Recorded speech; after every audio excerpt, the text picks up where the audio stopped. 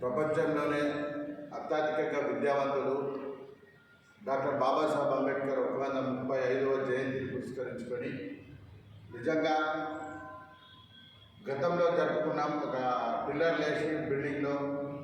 కానీ ఈరోజు నూతన భవనం తొందరగా పూర్తి చేసి ఒక స్ట్రక్చర్ని తీసుకొచ్చిన అధ్యక్ష కార్యదర్శులకు ముందుగా జైలు తెలుపుతున్నాం. ఎందుకంటే ఒక ప్రెస్ క్లబ్ ఇది చాలా ఏళ్ళ కళ. ఈ కళకు పునాది వేసిన అప్పటి ప్రెసిడెంట్ సెక్రటరీ శంకరాచారి నరసింహాచారి.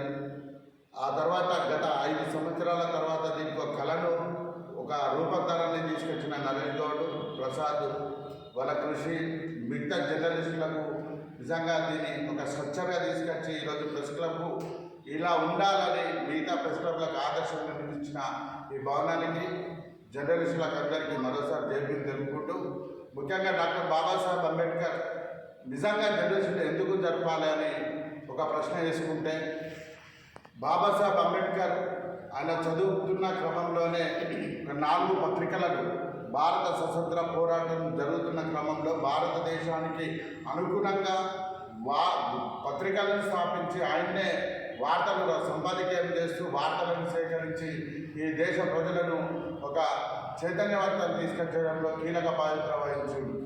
దానికి ముఖ్యంగా ముక్త్ భారత్, భాష్ భారత్, సమద్ అంటే ఒక 4 పత్రికలను అతి కష్టకాలంలో నడిపి మొట్టమొదటి జర్నలిజం పదానికి ప్రజలను ఏ విధంగా చైతన్యపరచాలని తెలిపిన వాడు డాక్టర్ బాబాసాహెబ్ అంబేద్కర్.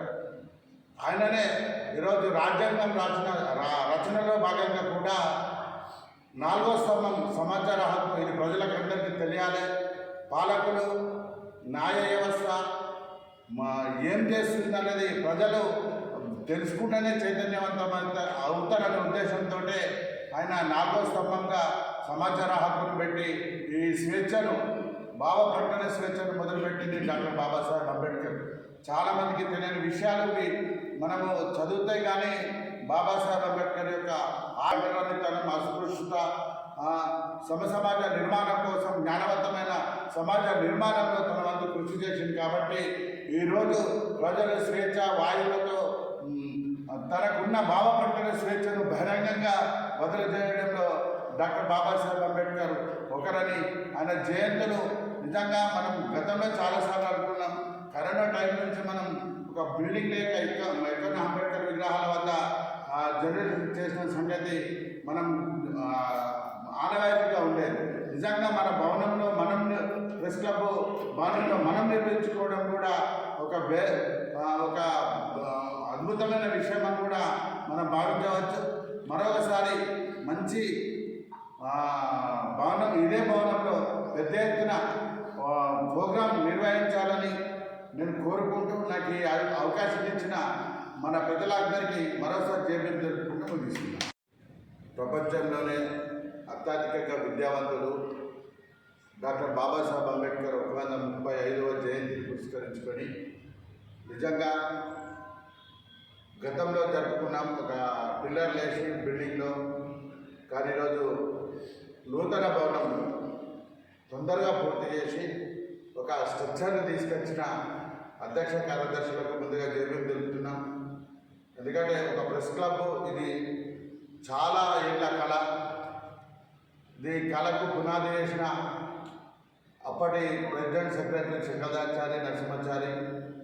ఆ తర్వాత గత 5 సంవత్సరాల తర్వాత దీనికి ఒక కళను ఒక రూపకల్పనని తీసుకొచ్చిన నరేష్ గౌడ్, ప్రసాద్ వాళ్ళ కృషి, మిగతా జర్నలిస్టులకు నిజంగా దీన్ని ఒక స్ట్రక్చర్గా తీసుకొచ్చి ఈరోజు ప్రెస్ క్లబ్ ఇలా ఉండాలని మిగతా ప్రెస్ క్లబ్లకు ఆదర్శంగా నిలిచిన ఈ భవనానికి జర్నలిస్టులకు అందరికీ మరోసారి జైలు తెలుపుకుంటూ, ముఖ్యంగా డాక్టర్ బాబాసాహెబ్ అంబేద్కర్ నిజంగా జర్నలిస్టులు ఎందుకు జరపాలి అని ఒక ప్రశ్న వేసుకుంటే, బాబాసాహెబ్ అంబేద్కర్ ఆయన చదువుతున్న క్రమంలోనే 4 పత్రికలను భారత స్వతంత్ర పోరాటం జరుగుతున్న క్రమంలో భారతదేశానికి అనుగుణంగా పత్రికలను స్థాపించి ఆయన్నే వార్తలు సంపాదకీయం చేస్తూ వార్తలను సేకరించి ఈ దేశ ప్రజలను ఒక చైతన్యవంతం తీసుకొచ్చడంలో కీలక బాధ్యత వహించింది.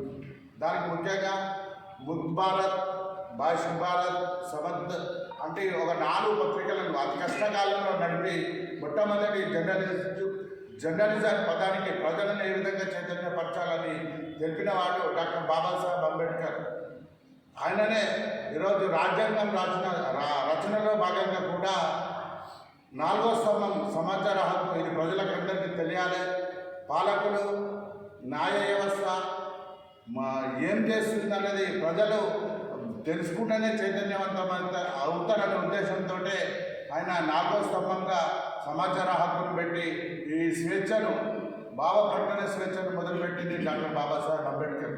చాలామందికి తెలియని విషయాలు మనము చదివితే కానీ బాబాసాహెబ్ అంబేద్కర్ యొక్క ఆటలనితనం, అస్పృశ్యత, సమాజ నిర్మాణం కోసం జ్ఞానవంతమైన సమాజ నిర్మాణంలో తన వంతు కృషి చేసింది. కాబట్టి ఈరోజు ప్రజల స్వేచ్ఛ వాయువులతో తనకున్న భావ ప్రకటన స్వేచ్ఛను బహిరంగంగా వదిలిచేయడంలో డాక్టర్ బాబాసాహెబ్ అంబేద్కర్ ఒకరని, ఆయన జయంతులు నిజంగా మనం గతంలో చాలాసార్లు అనుకున్నాం. కరోనా టైం నుంచి మనం ఒక బిల్డింగ్ లేక ఎక్కడ అంబేద్కర్ విగ్రహాల వద్ద జనరేషన్ చేసిన సంగతి మనం ఆనవాయితీగా ఉండేది. నిజంగా మన భవనంలో మనం ప్రెస్ క్లబ్ భవనంలో మనం నిర్వహించుకోవడం కూడా ఒక అద్భుతమైన విషయం అని కూడా మనం భావించవచ్చు.